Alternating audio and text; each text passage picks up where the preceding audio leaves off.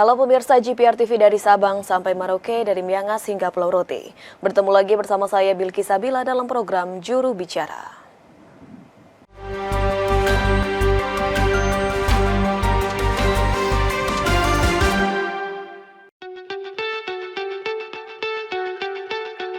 Menghadapi tahun politik 2024, isu keberpihakan media kembali menjadi sorotan. Muncul kekhawatiran bahwa rawannya pertarungan kepentingan di tahun politik dapat menyeret media pada peran yang tidak netral sehingga menciptakan suasana politik yang tidak kondusif. Sejatinya tugas utama media massa adalah menyampaikan fakta dan data secara akurat, berimbang dan menjunjung tinggi akuntabilitas. Media massa harus bergerak di posisi tengah atau netral, informasi yang adil, merata, berimbang, dan bertanggung jawab. Dengan menggunakan frekuensi publik, media penyiaran sudah seharusnya menjadi rujukan utama bagi masyarakat mengenai kepemiluan, meliputi tahapan pilkada, kegiatan atau aktivitas kampanye, pengaturan, pengawasan terhadap pilkada, dan bahkan yang tidak kalah penting adalah memberi pendidikan dan menanamkan etika politik pada publik. Undang-Undang Penyiaran Nomor 32 Tahun 2022 dalam mukadimahnya menyebutkan, frekuensi merupakan sumber daya alam terbatas dan kekayaan nasional yang harus dijaga dan dilindungi oleh negara, serta diperlukan untuk sebesar-besarnya kemakmuran rakyat. Terlebih lagi, serangan di ruang digital turut jadi ancaman serius di pemilu 2024. Serangan siber yang bersifat sosial, seperti penyebaran hoaks dan ujaran kebencian di ruang digital, menjadi ancaman serius yang harus diantisipasi pemangku kepentingan dalam pemilu 2024. Perebutan suara pemilih dari kalangan generasi Z dan milenial yang jumlahnya mencapai 55% membuat serangan hoaks untuk mempengaruhi pemilih sulit terhindarkan. Ya pemirsa, KPI memutuskan bahwa polemik tayang azan sebagai tanda panggilan sholat bagi umat muslim di salah satu saluran TV swasta yang menampilkan salah satu bakal calon presiden tidaklah melanggar ketentuan pedoman penyiaran dan standar program siaran. Namun benarkah tampilan baca pres tersebut adalah bentuk pelanggaran frekuensi publik? Kita akan membahasnya hari ini bersama dengan Dirjen IKP Kemenkominfo Republik Indonesia, Bapak Usman Kansong. Assalamualaikum, selamat malam Pak Dirjen. Waalaikumsalam. Selamat malam, Bilkis.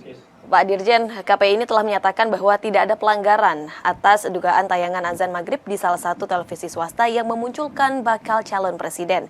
Namun di sisi lain, Kemenkominfo ini terus mengkampanyekan akan netralitas sebuah media, begitu Pak. Seperti apa lantas Kominfo melihat hal seperti ini, Pak Dirjen?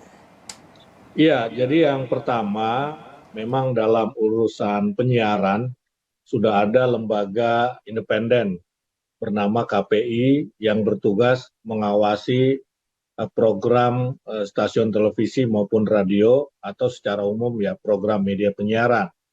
Ya, pemerintah dalam hal ini tidak terlalu ikut campur. Nah, karena itu ketika KPI memutuskan satu tayangan melanggar atau tidak melanggar P3SPS, tentu kita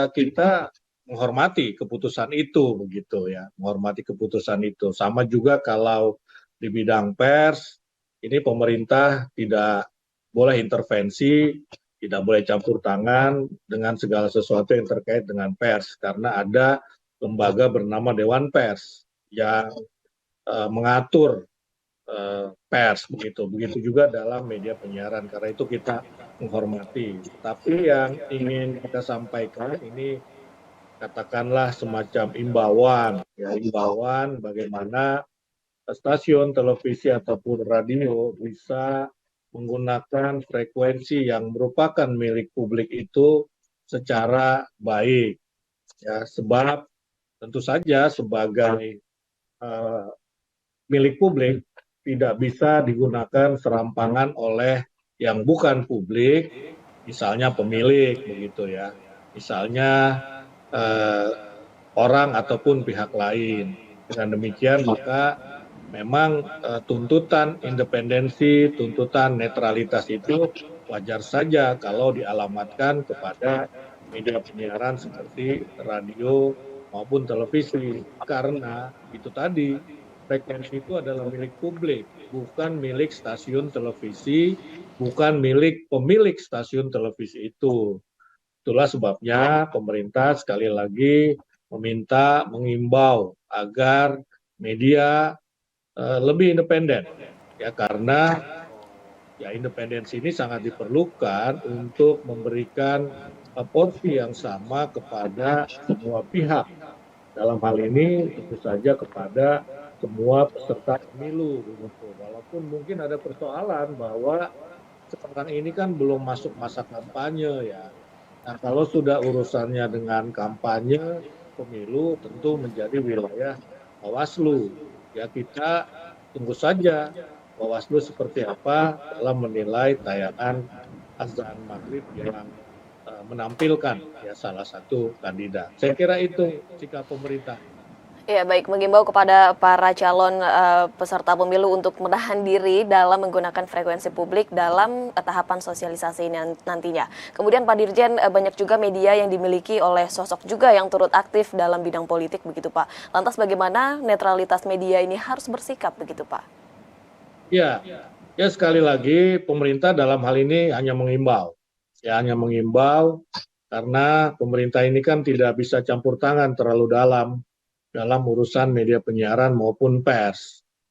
Ya karena itu menjadi wilayahnya KPI atau Dewan Pers.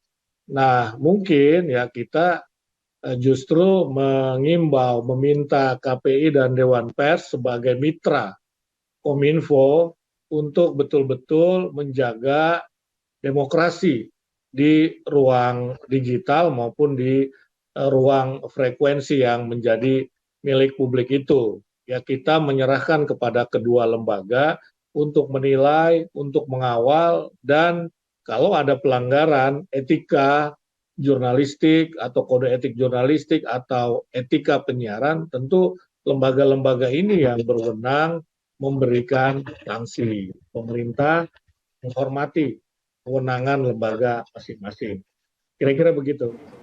Ya, bagaimana kemudian nanti menjaga demokrasi baik di ruang digital maupun di ruang frekuensi ini harus semakin digencarkan begitu ya Pak. Kemudian kita masih ingin mengetahui hal lainnya, Pak Dirjen tetaplah bersama kami dalam program Juru Bicara.